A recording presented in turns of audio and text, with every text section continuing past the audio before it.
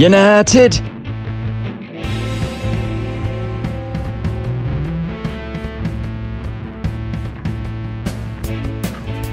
Hello everybody and welcome back to Very Biased Opinions for week number 4 of Premier League predictions. You may have noticed something because I know you're very observant, but I'm here all on my own. I'm afraid that Thomas is just too busy to do the videos this week. Who'd have thought finding a place to live is more important than doing Very Biased Opinions, but there you go. So just have to press on without him. As always, there are timestamps down in the description if you want to jump ahead to certain games, but I'd never recommend you to do that. And you can also use the chapters feature on the YouTube video itself. As always, please give this video a thumbs up and click the subscribe button if you haven't subscribed yet. Also have a look below in the description. There are links to our Audible and to our Amazon affiliate account as well. So if you're buying anything on Amazon or if you're interested in an Audible free trial, click on those links down below. Before we jump into week number 4, we have to go and have a look how we did in week number 3, and we didn't do great, I must admit. There's a lot of weird and wacky scores, and I have lost on the final game again. I backed Arsenal to get a draw. They could have got a draw, but it ended up being a Liverpool win, which meant Thomas won predictions for the 3rd week in a row by 5 points to 4.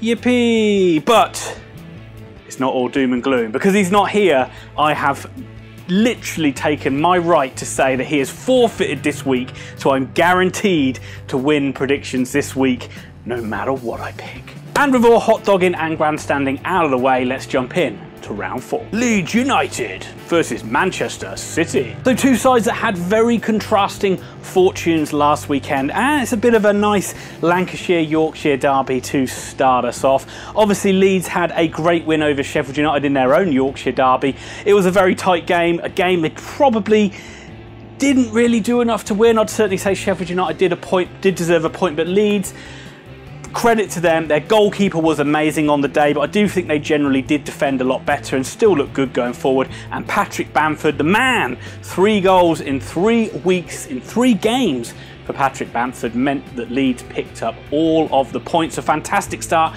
to the Premier League for them, but obviously they did a good job up against Liverpool. Let's see how they do up against Manchester City. And it is a City side that is reeling after getting absolutely battered by Leicester City.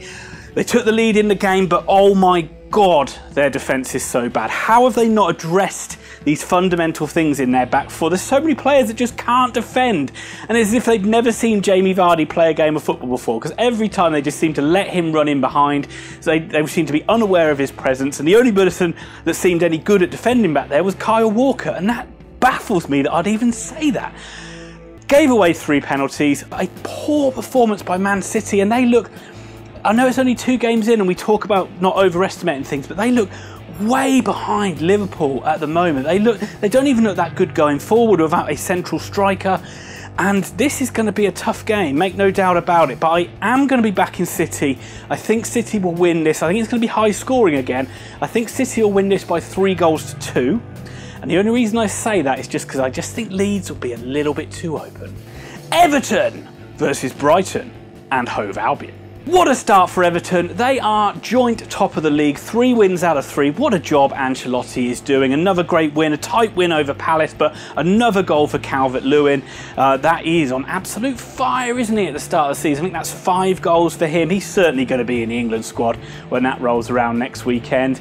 But Richarlison's looking like $1 million. I thought Allen looks good as well. And obviously James, he always seems to look good at the moment. But bit of a lucky penalty. It's one of those ones that's very controversial at the moment where it's just hit against the defender's arm. He can't really do anything to get the winner, but hey, Everton held on. I still have reservations about Pickford in goal. I'm sure me and Thomas will argue about that later on, but Everton have been fantastic and it's 3 wins on the bounce for them. But where do we begin talking about Brighton? I'll start by saying they've been very impressive. I think they've been excellent so far in the games I've seen. I think they've had 2 unlucky defeats and they had a good win against Newcastle. In this game, how has Trossard not scored a hat-trick? He's the most unlucky man. I mean, has he like smashed a load of mirrors in the car park? But God, they outplayed Man United for so many large portions of this game. They really should have come away with something. It was nice that they got the equalising goal at the end, but oh my God, Neo Maupay is going to have trauma for years over this incident right at the end, and we'll talk about it more when we get to Man United, because it was a penalty, and regardless of whether it happened after the end of the whistle, this is what VAR's brought in for. And they surrendered 3 points really, but I do think Brighton have looked really good. They've looked really organised, and I think they look really confident under Graham Potter as well. And I think this will be this might actually be Everton's toughest game so far. And I know they played Spurs in that, but I generally think this Brighton side's really well organised, and I actually think this one's going to be a draw. I actually think this is going to be Everton 2, Brighton 2, and Brighton won't fuck it up in the last minute this time. Wolverhampton Wanderers versus Fulham. Okay folks, it's time for our grandstand betters play of the week. Yes, we've been excellent so far. 2 predictions in a row right for grandstand betters, and this is our prediction this week. Head over to grandstand betters and check them out. They're a superb tipster website, and we are backing Wolverhampton Wanderers to win this game. That's it, we're going for Wolves to beat a very battered and beleaguered and look quite hapless Fulham side. But Wolves didn't look good themselves. They were really poor against West Ham. That's a couple of games in a row now. They've been really dozy starters, gifting opposition early leads and then just having to fight their way back into it. West Ham completely outplayed them in this one. It was Nuno will be scratching his head as to think, where are these performances coming from? But I expect this Wolves side to be a lot better against a Fulham side who cannot defend. They are so poor at the moment. Oh my God, they look so weak. With Aston Villa beating you by 3-0, that is serious problems. The only way they look like scoring goals is to get crosses into Mitrovic, who isn't looking great, and he's obviously just the only focal point up there. They do have some skillful players, but they're struggling to get them into the game, and defensively they are all over the place. I think Wolves are going to win this one quite comfortably. I'm going for a 3-0 Wolves win. Leicester City versus West Ham United. Leicester City, absolutely amazing. I'm going to award them the very rare and highly coveted Ian Allen 2 thumbs up award for a simply magnificent performance against Man City, to come back from a goal down, to play with the purpose and the energy that they did. They just constantly were a threat to Man City all the way through the game, hit them direct, hit them with so much pace, hit them with so much speed that they couldn't handle it. And obviously Vardy was a nuisance the whole game. His second goal was really nice. He scored, he tucked away his penalties. Maddison, wonderful. Wonderful to see you getting back into the side. I know you've been injured to get a goal. Friend of the channel, Neil Maddison, it's good to see. And then obviously Tielemans rounded it off with a 3rd penalty. People are already talking about them being title challengers, because that's what they do, isn't it? Whoever's top of the league at this point, they instantly overinflate their chances of winning the league. They're not going to win. I don't care. I don't care if they won it before, they're not going to win the league. But I do think that they will win this game. But it won't be an easy game, because West Ham United had a superb performance themselves against Wolves, where they finally got reward for some of their decent play. They were unlucky against Arsenal and really suffered from just their inability to convert their chances. That got put to bed against Wolverhampton Wanderers. Jarrod Bowen had a great performance, 2 wonderful goals for him. Souček scored a header, although it was a bit deflected in, I think. And and a great goal for Haller. Haller needs goals. He got a goal at the end, so just rounded off a wonderful performance for West Ham. Unusual for Antonio not to get one, but Moyes will be looking for more of that consistency. But I think he's going to have to wait to after this game, because I see Leicester winning this one 3-1. Arsenal versus Sheffield United.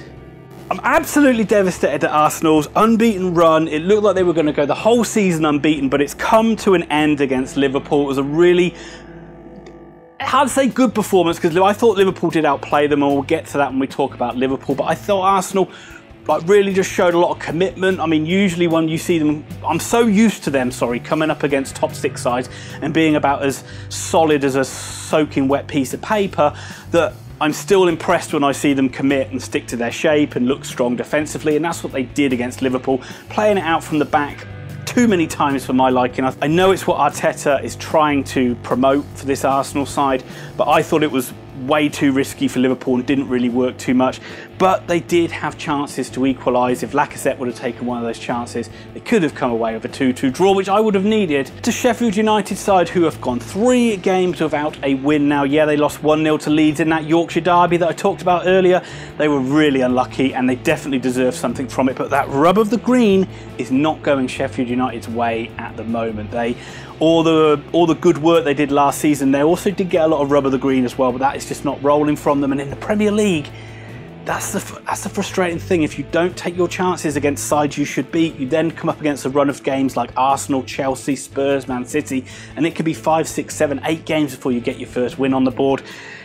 It's not a good start for Sheffield United, and I don't think they're going to do too well in this one either. I see Arsenal winning this one 2-1. Newcastle United versus Burnley. One of the biggest things in the Premier League this season was these stupid handballs that were given, and Newcastle were the beneficiary of probably the worst one against Tottenham. They were battered for 90 minutes. Even Bruce came out and said they were garbage. If it wasn't for Carl Darlow, they would have lost probably about 6-0 to Spurs.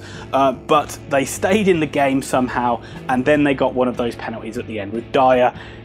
Just an innocuous shot that hit his arm. His arm was slightly behind him, not really that far away from his body. Referee's forced to look at the monitor. I always think when you look at the monitor,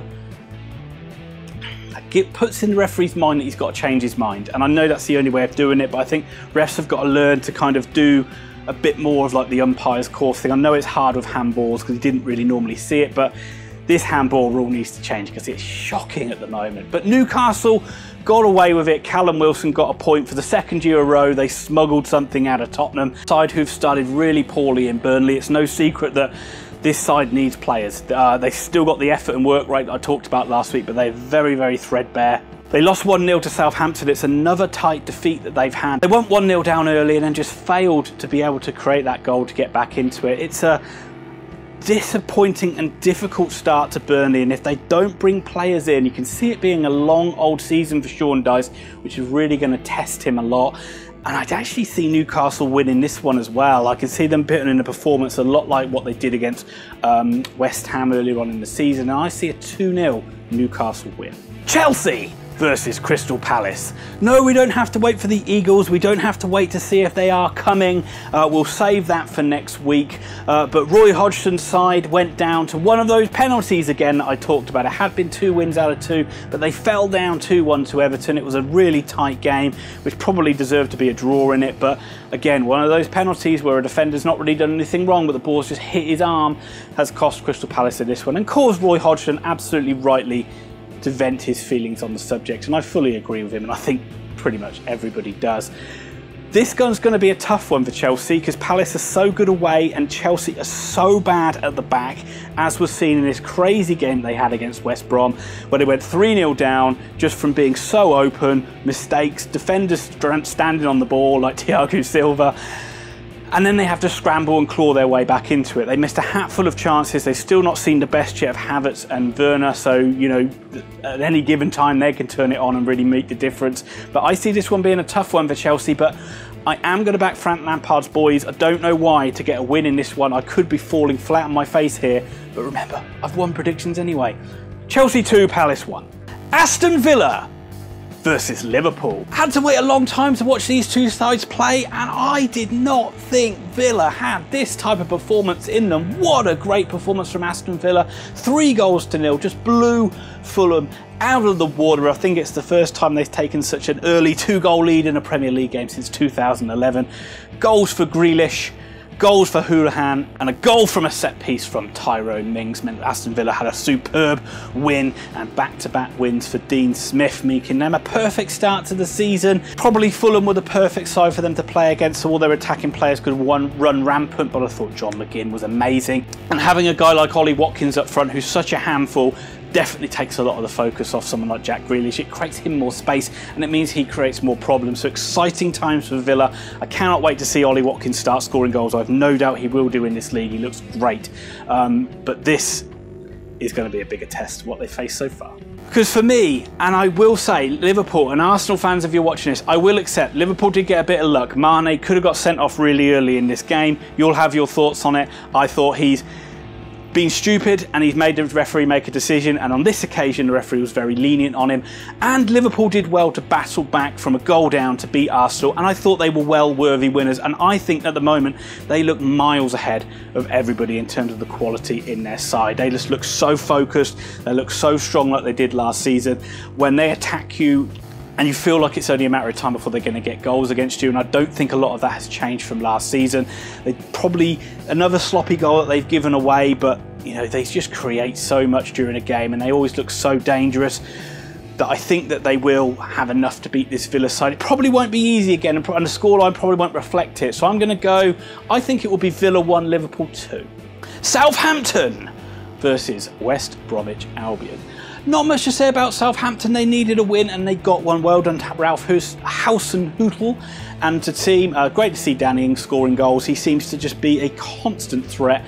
Again, absolute certainty. You would think for him to be in the England squad. Just constantly scores goals all the time, and they did well to get an early goal and see out a side like Burnley for 85 minutes, and they've much needed early points on the board for King Ralph's side. West Brom so nearly won the 2 thumbs up award, but I had to take it away because once again, really good going forward, terrible at the back. Again, they scored great goals in this game, but once again, frailties at the back just let Chelsea in. You felt as soon as Chelsea got that first one back, you felt that they would have to withstand a lot of pressure and Chelsea were probably going to get back into it. And they did, and that's just the Premier League, man. You've got to take those points. You have to take those 3 points. 1 point is not going to be good enough in the long run, and that is definitely points squandered.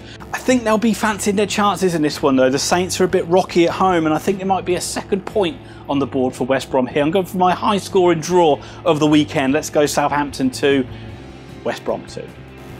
Manchester United versus Tottenham Hotspur. So obviously we've talked about it in a little bit in the Newcastle game, but Spurs were absolutely robbed in their game against Newcastle. How they've come out of that one with a 1-1 draw, I don't know, and how Sky didn't goad Jose Mourinho into absolute meltdown, I don't know as well. He actually did well to keep his composure. It's a shocking handball at the end of the game, in a game they've absolutely dominated, and it's really, if you look really critical, it's their own fault for not putting this game to bed, which is the reason why they've thrown points away. They look excellent going forward, though. They look like they got so much renewed vigour in their side, and they were really exploiting the spaces against Newcastle and looked dangerous for most of the game. It's just that sticking the ball in the back of the net with the likes of Kane and the likes of Son, we know that's not going to be a problem in most games. So it's looking good for Tottenham, and they're probably going to come up against Man United at a really good time, because Man United got a win. Man United did get a win against Brighton, and there's something to be said for when you're not playing well and you win, that is impressive. And Rashford scored a great goal, and they got that penalty at the end, and Fernandes showed great composure, as he always does, to stick that penalty as well away. And they were battered by Brighton, and they somehow came away with a win in that game. But I'm not convinced with this Man United side, and I don't know how anybody can be. They look really poor. Brighton carved them open time and time again. So many defensive lapses from like Wan-Bissaka, who left people open at the back post. It looked like Brighton had very easy time of like picking their passes through the midfield as well. I think Tottenham are going to really enjoy playing against Man United on this game. It just could be one of those games where Man United's front three comes alive and it completely blows my prediction out of the water. But much to Tom's disappointment, I am going for a Spurs win here. I think Spurs will get a nice, comfortable win over Man U. It'll be Manchester United 1, Tottenham Hotspur 3.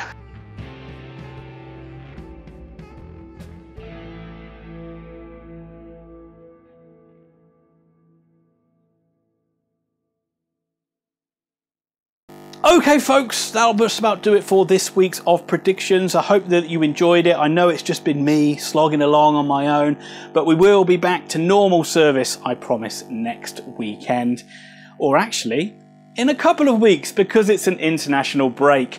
But if you did like this video, please give it a like. It helps us out so much on YouTube. And if you haven't subscribed yet, hit that subscribe button and hit the notify bell so you don't miss out on any future videos. Okay, well, enjoy the rest of your day. Thank you very much for everyone that watches, and we will see you, or I will, and Thomas somewhere in the world. See you soon.